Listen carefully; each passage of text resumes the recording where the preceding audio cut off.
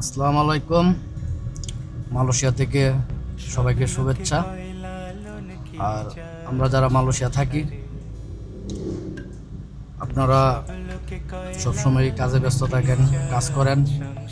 তো আমার কথা হচ্ছে, কাজের ফাঁকে ফাঁকে মাঝে মধ্যে বিভিন্ন শপিং মল, বিভিন্ন পার্ক, ঘোরার মতো অনেক জায়গা আছে মালয়েশিয়াতে।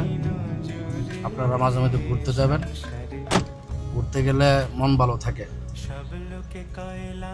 যদি ঘুরতে বাইর হন তাহলে দেখবেন মন ফ্রেশ হবে, ভালো লাগবে।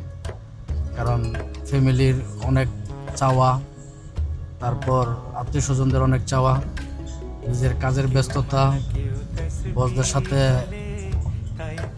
হয়তো অনেক সময় ঝামেলা হয়। তো সব কিছু মিলাই আমাদের মানসিক অবস্থা তেমন ভালো থাকে না। তো আপনারা সময় সুযোগ বের করে বিভিন্ন জায়গায় ঘুরতে যাবেন। ঘুরতে গেলে মন ফ্রেশ হবে, ভালো লাগবে।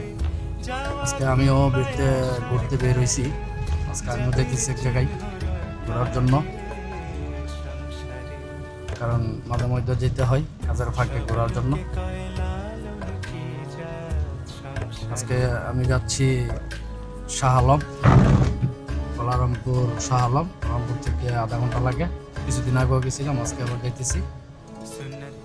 তো ভাবলাম কিছু সময় ওখানে কাটায় আসি, হয়তো ভালো লাগবে। তাই এখন রওনা দিছি যাওয়ার জন্য।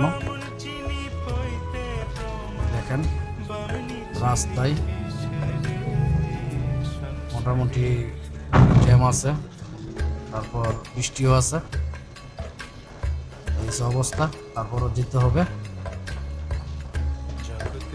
কারণ যেহেতু যাওয়ার জন্য বাড়িয়েছি, তো অবশ্যই যেতে হবে।